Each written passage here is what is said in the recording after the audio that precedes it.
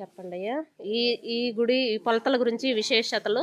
ఫలితాల గురించి మనం చెప్పకూడదు, అది వాళ్ళ దేవస్థానం, వాళ్ళ దేవస్థానంలో చెప్తారు.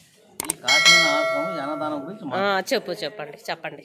ఈ ఫలితాల కాశీన ఆశ్రమంకు ఒక ప్రత్యేకత ఉంది.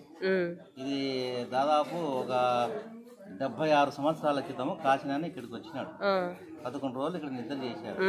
అప్పుడు అక్క దేవతలు సాక్షాత్తు కాశీనాయన్ని అడిగారు, ఇక్కడికి వచ్చే మా భక్తులకి అన్నదానం ఏర్పాటు చేయమని అడిగారు. అప్పుడు కాశీనాయన ఇప్పుడు సాధ్యం కాదమ్మా, వాళ్ళు ఒక 60 సంవత్సరాల తర్వాత నా అంశం కలిగిన వాడు వచ్చి ఇక్కడ చేస్తాడు, అన్నదానం చేస్తాడు అన్నారు. అదే డేటుకు రామచంద్రారెడ్డి ఆయన కాశీనాయన శిష్యుడు ఉన్నాడు.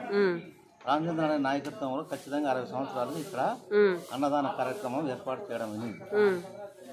అప్పటి నుంచి నిరంతరాయంగా అంటే అంతరాయం లేకుండా అన్నదానాలు అంటే ఉదయం మధ్యాహ్నం రాత్రి టైమింగ్ ఉంటుంది. ఈ పొలతల కాశీన క్షేత్రంలో 24 గంటల్లో 364 రోజులు ఒక గంట, ఒక అర్ధ గంట, 10 నిమిషాలు అంతరాయం లేకుండా అన్నదానం జరుగుతుంది అన్నమాట. ఇట్లా అన్నదానం బహుశా ఎక్కడగా జరగదని మా భావన అన్నమాట. ఎందుకంటే ఇది ఎప్పుడు 24 గంటలు, తెల్లారుజాము రా, రాత్రి రా, పగులు రా, 5 నిమిషాలు గ్యాప్ లేకుండా ఉండేది అన్నదాన ఆశ్రమాలు అనేది చాలా రేర్, ఎక్కడో ఉంటాయి.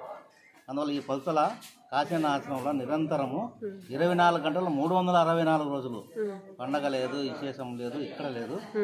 జనాలు కూడా విపరీతంగా రోజు వస్తూనే ఉంటారు. వచ్చిన వాళ్ళకు అన్నదానం కొరత అనేది లేకుండా. హోటళ్ళు లేవు.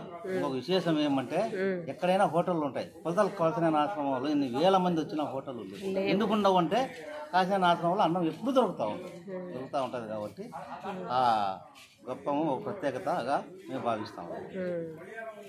సరే అండి, చూడండి అయ్యి చెప్పాడు కదా ఈ గుళ్ళో నువ్వు ఈ వర్క్ చేస్తావయ్యా? మేమంతా సేవకులమ్మా, సేవకులు. ఇక్కడ చిన్న పెద్ద అనేది ఏం లేదు. మాకు ఒక ఆయన ఉన్నాడు, మాకు ఆర్గనైజర్, అంటే మా టీం కంతా ఒక ఆర్గనైజర్ మహేష్ అని ఉన్నాడు. ఆయన నాయకత్వంలో మేము అందరం సేవకులమే. ఇక్కడ చిన్న లేదు, పెద్ద లేదు. కసు ఊడ్చేవాడు అనేది భావన ఉండదు, వంట చేసేవాడు భావన ఉండదు. ఎవరికి చేతనైన పని వాళ్ళు చేస్తా ఉంటారు. అందరూ సమానమే ఇక్కడ, ఏ ఒక్కరికి భావన ఉండదు. కలిసిమెలిసి భావన అనేది ఉంటుంది. అన్నదమ్ముల మాదిరి, సేవకుల మాదిరి, పెద్ద చిన్న భాషిజం అనేది ఉన్నది. అంటే ఎవరెవరి శక్తిని బట్టి, ఎవరెవరి ఆలోచన బట్టి, తెలివిని బట్టి ఎవరి పనులు వాళ్ళు చేసుకుంటూ ఉంటారు. ఇక్కడ భాషిజము నేను పని చేయరా, నువ్వు ఇది చేయరా, అది చేయరా అనేది ఉండదు. ఎవరి చేతనైన పని వాళ్ళు చేసుకుంటారు. అందరూ సమానంగా ఉంటారు. సరే అండి, చూడండి ఇలా పెద్ద ఆయన ఎలా చెప్పాడో గుడి గురించి, అన్నదానం గురించి మొత్తం చెప్పినాడు కదా క్లియర్గా. నా ఛానల్ మీకు నచ్చినట్టయితే లైక్ చేయండి, షేర్ చేయండి, కామెంట్ చేయండి. అలా సబ్స్క్రైబ్ చేసుకోవడం మాత్రం మర్చిపోవద్దండి. అలా గంట సింబల్ని టచ్ చేయండి. మరీ మంచి వీడియోతో మళ్ళీ మీ ముందుంటా. ఓకే, బాయ్ అండి.